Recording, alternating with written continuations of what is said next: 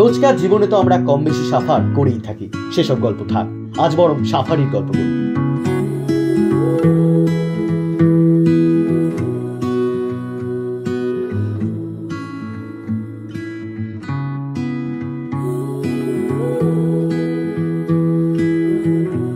আচ্ছা, প্রথমেই বলে দিই জায়গাটা ঠিক কোথায়।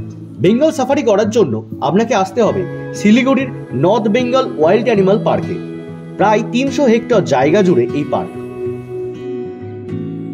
এনজেপি থেকে 15 কিলোমিটার আর শিলিগুড়ি থেকে মাত্র 9.5 কিলোমিটার দূরে সেবক রোডের পাশেই পাবেন বেঙ্গল সাফারি।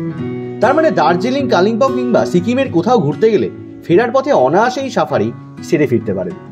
তবে আপনাকে খেয়াল রাখতে হবে দিনক্ষণ। সপ্তাহের প্রত্যেক দিন সকাল 9টা থেকে বিকাল 5টা অবধি এই বেঙ্গল সাফারি আপনারা খোলা পাবেন। 50 টাকা এন্ট্রি ফি দিয়ে পার্কে ঢোকার পর আপনারা জু অর্থাৎ চিড়িয়াখানা ঘুরে দেখতে পারেন। অ্যাডভেঞ্চার হিসেবে রয়েছে zip line, Burma bridge, canopy walk, wall climbing. এছাড়া আপনি হাতির পিঠে চড়তে পারেন। আর বিখ্যাত গ্র্যান্ড সাফারি তো আছেই। এই বাসে করে আপনাকে বাঘ ভাল্লুক দেখিয়ে আনবে। পুরো চত্বর পায়ে হেঁটে ঘোরা ছাড়াও অল্টারনেটিভ হিসাবে থাকছে টয় ট্রেন, কিংবা আপনি গল্ফ কার্টে করে ঘুরতে পারেন। অনলাইন অফলাইন দুভাবেই বুকিং সম্ভব। অনলাইনের ক্ষেত্রে স্ক্রিনে দেওয়া লিঙ্কে গিয়ে ভেবেচিন্তে স্লট বেছে নেবেন, আর অফলাইনের জন্য সশরীরে দিনের দিন এলেই হবে। পার্কে যে চিড়িয়াখানা আছে তাতে ঢুকতেই আপনি দেখা পাবেন কুমির আর ঘড়িয়াল। শুধু তাই নয়, খেয়াল করলে দেখতে পাবেন জলের ধার বরাবর রয়েছে অনেক কচ্ছপ। বেশ অনেক বিরল প্রজাতির বিড়ালও মজুদ রয়েছে এখানে। কেউ নিশ্চিন্তে আরাম করছে, তো কেউ আবার লোকজন দেখে ঘরের পথ ধরেছে। আর ছিল অনেকগুলো সাদা হরিণ। সিংগুলো দেখেছেন, যেমন সুন্দর তেমনই ভয়ঙ্কর। এই হলো mandrill, largest monkey of the world. তবে অনেকেই বেবুন ভেবে ভুল করে থাকে। এছাড়া কিছু বিশেষ প্রজাতির উল্লুকও দেখতে পাবেন, খাঁচা ছিলিং ধরে ঝুলছে আর খেলা করছে। চিড়িয়াখানায় আরো অনেক জন্তু পাখির দেখা পাবেন।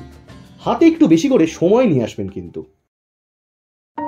এবার চলুন শুরু করি বহু প্রতীক্ষিত গ্র্যান্ড সাফারি, যেখানে আপনি 400 টাকা টিকিট কেটে 1 ঘন্টা ঘুরতে পারবেন।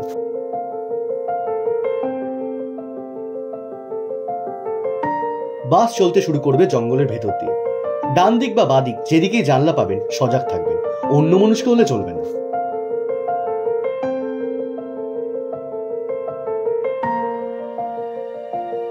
নানা প্রজাতির হরিণ এখানে ছড়িয়ে ছিটিয়ে আছে।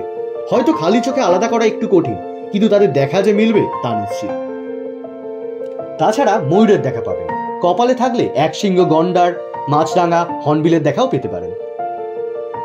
91 হেক্টর জায়গা জুড়ে এই হার্বিভোরাস অর্থাৎ তৃণভোজী সাফারি 20 মিনিটে বাস প্রায় পুরোটা কভার করিয়ে দেবে।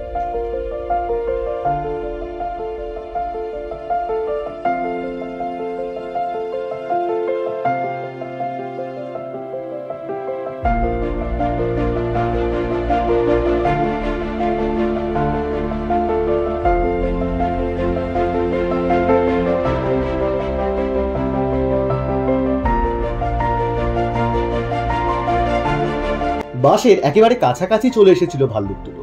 শুধু ভাল্লুক বললে ঠিক হবে না, পুরো নাম এশিয়াটিক ব্ল্যাক বিয়ার। দার্জিলিং এর পদ্মজা নাইডু জুলজিক্যাল পার্ক থেকে দুজনকে নিয়ে আসা হয় এখানে। অর্থাৎ ঘরের কাছেই ঘর পেতেছেন এই ধ্রুব আর জেনিফার। এই দুই ভাল্লুক এই নামেই পরিচিত। আরো একজন ছিল ওদের দলে, ফুরবু। 1 বছর আগে সন্তান প্রসবের পর মা আর সন্তানকে সাফারির জনসমক্ষে আনা হয়নি। লেপার্ড সাফারি শুরুতে কিছুই নজরে পড়েনি, তবে যখন লেপার্ড নজরে এলো, কি বলবো জানি না, আলাদাই একটা অনুভূতি। কলকাতার আলিপুর জু, উড়িষ্যার নন্দনকাননে বাঘ দেখেছি, তবে এটা একেবারেই আলাদা একটা রোমাঞ্চ। এত কাছ থেকে এত চমৎকারভাবে বাঘ দর্শন এর আগে হয়নি।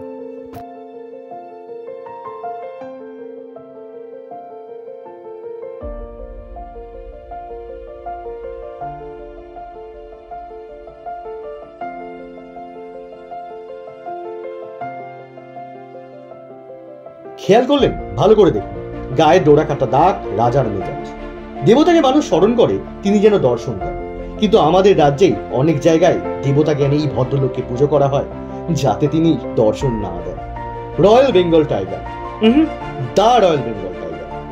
এই সৌন্দর্য যতই মুগ্ধ করুক, এর ভয়ঙ্কর রূপের কথা আমরা আমাদের আশৈশব গল্প কাহিনীতে বিস্তর শুনেছি। অবশ্য আজ বিপদের সম্ভাবনা ক্ষীণ। শীতাতপ নিয়ন্ত্রিত কাঁচের খাঁচায় আজ আমরা বন্দী, ওরা খেলে বেড়াচ্ছে। এই আদিম অকৃত্রিম ব্যবস্থায় প্রকৃতিও যেন কি ভীষণ শান্তি পেয়েছে, স্নিগ্ধ লাগছে তাকে।